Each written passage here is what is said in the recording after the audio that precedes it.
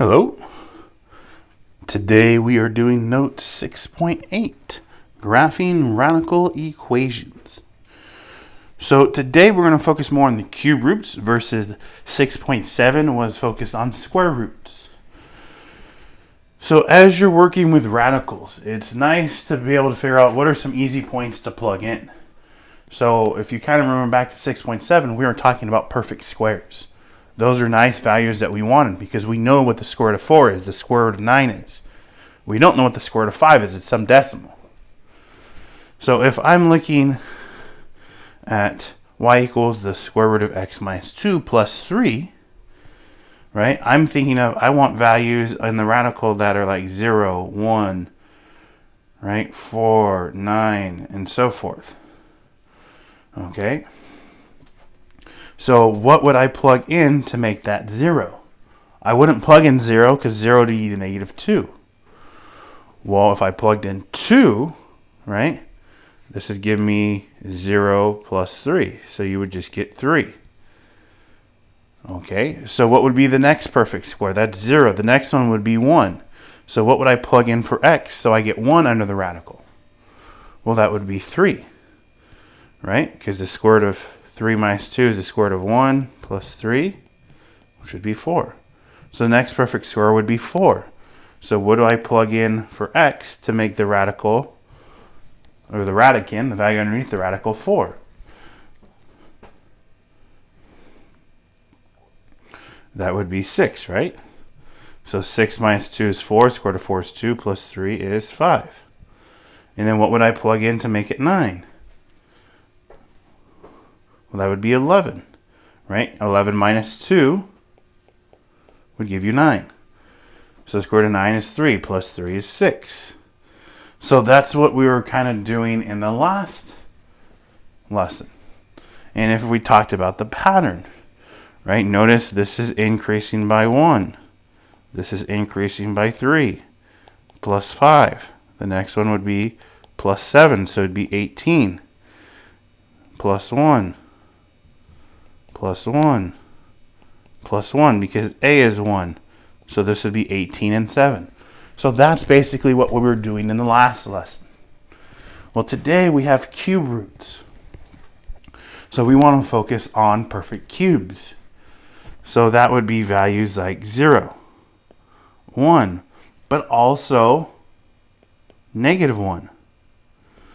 So plus or minus 1, right? Plus or minus 8, plus or minus 27. So remember, you can take a cube root of a negative. So when we get to these functions, you're going to see that they're going in both directions. The square root only goes one way because you can't have negative solutions. So what would I plug in to make this 0? That would be negative 4, right? Negative 4 plus 4 is 0. So this is just the cube root of 0 minus 1, so negative 1. What would I plug in to make this positive 1?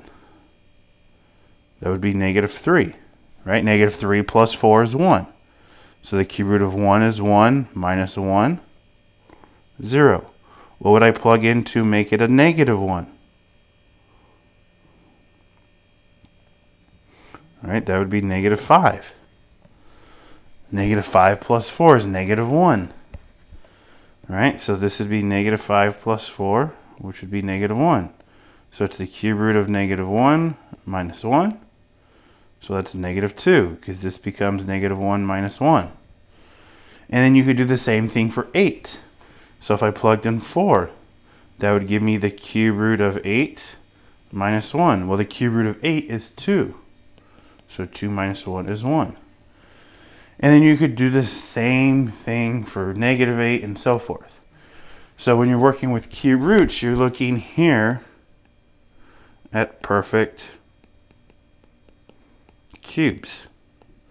But you only need 3 points to make the graphs. So really you need to be able to do 0 and plus or minus 1. You can do plus or minus 8 if you want, but you don't really need to. 0 plus 1, negative 1, that's 3 values. So the parent graph is y equals the cube root of x. So same thing, the key point, just like the square root, is 0, 0. So if you plug in 0, you get 0. So again, I told you the other key points are perfect cubes. So that would be -1 and 1. And then you can do 8 and -8. So if you plug in -1, you get -1.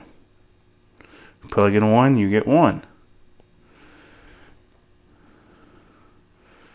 You plug in the cube root of 8, you get 2.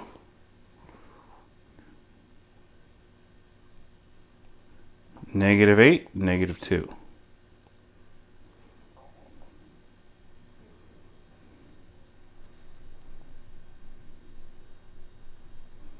So that's what your graph looks like. These 3 points that I'm highlighting in red, the 0, the -1, and the 1, those really are the only points you need to know, because your graph is always going to look like this. Start to the left, go to the right, forever. If it was negative, you would just flip it, right? Because it's just a reflection. The negative is just a reflection over the x-axis. So in this case, your domain goes on forever in both directions. So does your range. So for cube root, your domain and range will always be all real numbers. In this case, the x-intercept and the y-intercept are both 0, 0. Where is it positive? Well, that would be from the black dot to the right. So 0 to infinity. Where is it negative? That would be from the purple dot to the left. So -infinity to 0. Because remember, 0 is the green line. So the black part of the graph is above it, so that would be positive. The purple part is below it, so that would be negative. So again, this is 1 cube root of x. The key point is 0, 0 until we shift it. Notice how far is it to the green dot and the green dot? They're both over 1, up 1, and over 1, down 1. And you're going to see that pattern is always going to be the same, because how far are the next perfect cubes from 0? They're +1 and -1. So it's the same thing as the square root. To find your other two values, you always go right one and left one of the key point. And that'll always give you your other 2 points. So for the square root, we always found our key point and went right one. With the cube root, it's always going to go right one and left one. And again, that comes from the fact that you have 0 as a perfect cube. The next perfect cube is 1 and -1. And they're both 1 unit away. So it's the same idea as the square root. So example 2. So this has been shifted right 2 and up 1. So that is the 0. If you plugged in 0, right? That's your 0 point. So if you plugged in 2, you get 1. So the next perfect cube will be 1 to the right. So if you plug in 3, and 1 to the left, if you plug in 1. So plug in 3. What do you get? Right? You get the cube root of 1 plus 1. So you get 2. And then you plug in 1, you get the cube root of -1 plus 1. So you get 0. Notice A is 1. And those 2 free points that I got are right 1, up 1, left 1, down 1. The 2 blue dots. Because A is 1. Guess what? If A was 2, it'd be right 1, up 2, left 1, down 2. It's the same as for the square root. Whatever A is, you go right 1 and up A. That gives you your next free point. But for the cubic function, it gives you the point to the right and point to the left. And it's always 1. How far up you go is A. So I can finish my sketch because I only need the 3 points. So your domain is all real numbers. Your range is all real numbers. Where is it positive? Well, good thing is we know the x-intercept. Why is that important? Because that's where 0 is. So the x-intercept is at 0, 1. So it starts at 1 and goes to the right forever. That's where it's positive. That would be the red part of the graph here.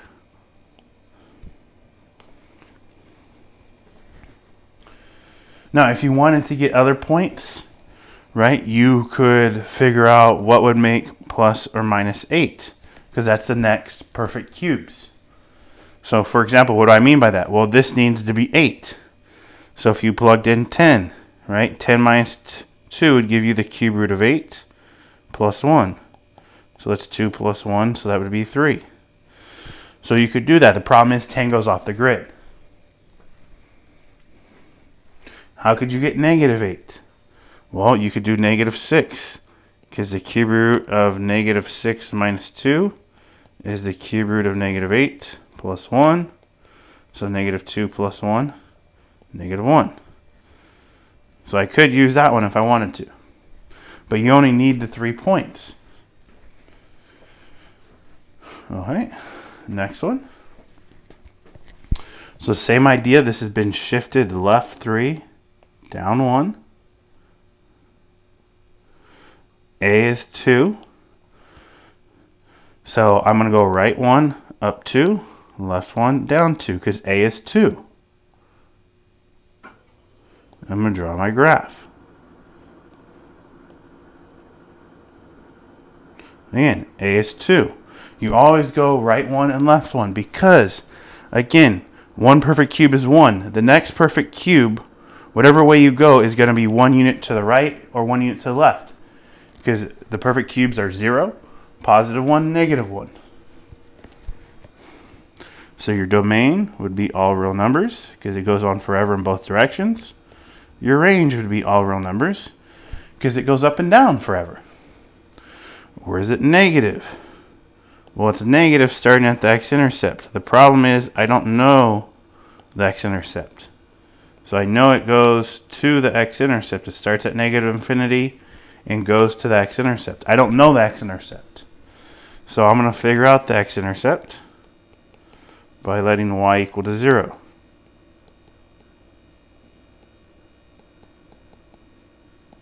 So I'm going to add 1.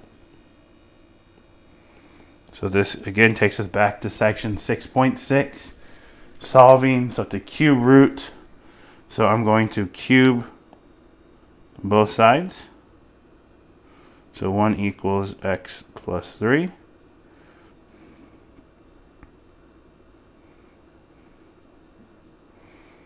So subtract, we get negative 2. All right. If my graph was a little bit more accurate, that probably would have been a little easier to see. So then this goes to negative 2. Oh, whoops. Sorry. Messed that up. Right? Forgot the 2 out in front. Whew. Glad I got that. Right? So forgot this 2 here. So now I'm going to add 1. Then divide by 2. Now, I'm going to cube both sides. Whew, glad I caught that. So 1/2 cubed is 1/2 times 1/2 times 1/2. So it's 1/8 equals x plus 3. So 1/8 minus 3 equals x. So you can convert this, or you can convert it to a decimal, but you can convert it to improper fractions. Find common denominators, right? Figure out what that is. But it ends up being negative 2 7/8. Right? Almost negative 3. Which makes a little more sense to the way my graph is sketched. Okay. So make sure when you're solving for x, you actually write the correct equation. Don't make the mistake I did. Wait, example 4. Now, again, I'm going to rewrite this so it's like what we're used to seeing. So I'm going to move the 3 to the back, so plus 3. So this has been shifted right 2 and up 3. Okay. My A value is 2. So right 1, up 2, left 1, down 2.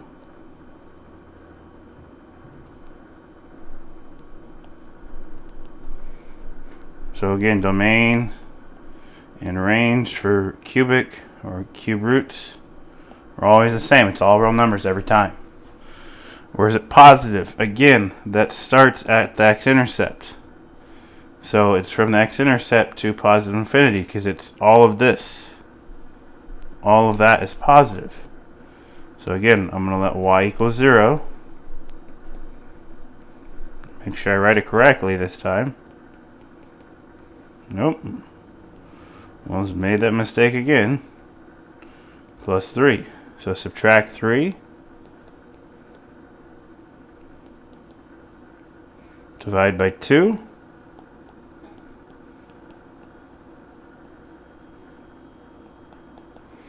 So now to get rid of the cube root, I'm going to cube both sides. So this would be negative 27 over 8 equals x minus 2 because you're cubing the whole thing. Right? So this is negative 3 cubed over 2 cubed. So add 2.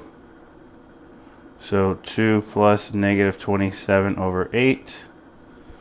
Right? Again, if you want to, you can convert it to a decimal. You can make it improper fraction. Either way you do it, right, that'll give you your x-intercept. So if you wanted to convert it to a decimal,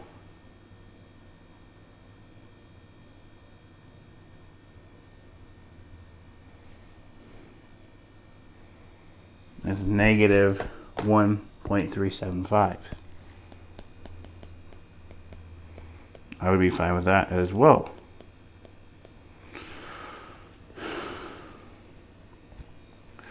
Or, again, you could make it an improper fraction. So my graph is off a tad bit, right? So the graph should be crossing here. So I was off just a little, but not too bad. So this entire part from the red dot up is where it's positive. So it's from that x-intercept to infinity. And again, I just converted this part here to a decimal, right, on the calculator, or you can make it a mixed fraction like I did on the previous problem. But the key, first thing is knowing the shift. That gives you the starting point. And then you always go 1 to the right, 1 to the left to find the other 2 points you need. Your domain range is always all real numbers because the graph will always go left and right forever, up and down and forever. So to finish your notes, make sure you write a summary 3 to 5 sentences long, answering the essential question at the top of the notes.